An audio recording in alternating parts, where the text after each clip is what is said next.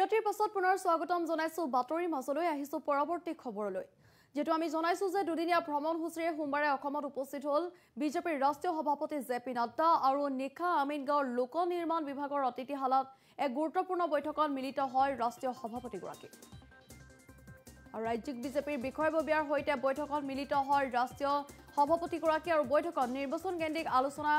কৰে বিধায়কৰ পৰা তৃণমূল কৰ্মকৰ্তালৈ আৰু দিক নিৰ্দেশনা দিয়ে জেপি নাড্ডাই 5 বছৰত কোনে কিমান কাম কৰিলে হে খতিয়ানো ললে বিজেপিৰ ৰাষ্ট্ৰীয় সভাপতিগৰাকী আৰু জেপি নাড্ডাৰ আলোচনা সন্দৰ্ভত কি মন্তব্য কৰিছে ৰঞ্জিত দাসে হে সন্দৰ্ভত চাহক ৰাজ্যিক বিজেপিৰ সভাপতি ৰঞ্জিত দাসৰ মন্তব্য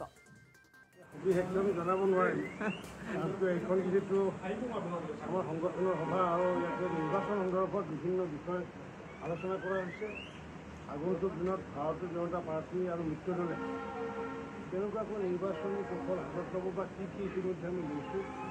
আৰু আগন্তুক দিনত আমাৰ প্লেনিং কি আছে এই সন্দৰ্ভত আমাৰ আলোচনা হৈছে আৰু লগতে বাকী চৰকাৰী বিভাগৰ যি এচিভমেণ্ট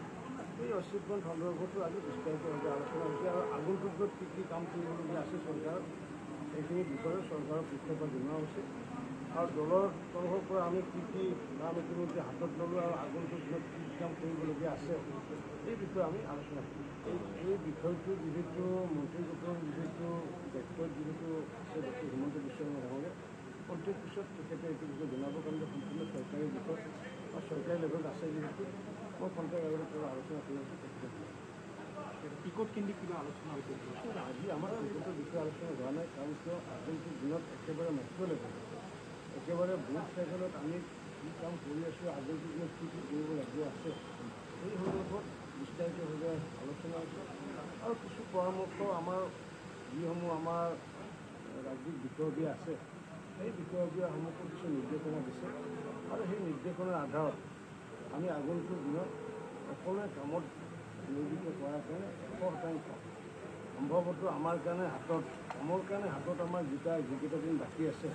নিৰ্বাচন যদিও সম্ভৱতঃ 85 দিনটা বাকী আছে কিন্তু হাতত আমি 60টা দিন আমাৰ হাতত আছে আৰু 60টা দিনৰ কাৰণে আমি ডাউন বেক প্ৰগ্ৰাম আমি হাতত ল'ম অৰ্থাৎ নিৰ্বাচন যিমান তাৰিখে অনুষ্ঠিত হ'ব সিদিনাখন কি হ'ব আৰু পিছুৱাই আহি পেলাই কালিৰ পৰা আমি একেবাৰে ডাউন বেক প্ৰগ্ৰাম আমি লোৱাৰ কাৰণে আমি সিদ্ধান্ত গ্ৰহণ কৰিছোঁ আৰু 16 তাৰিখৰ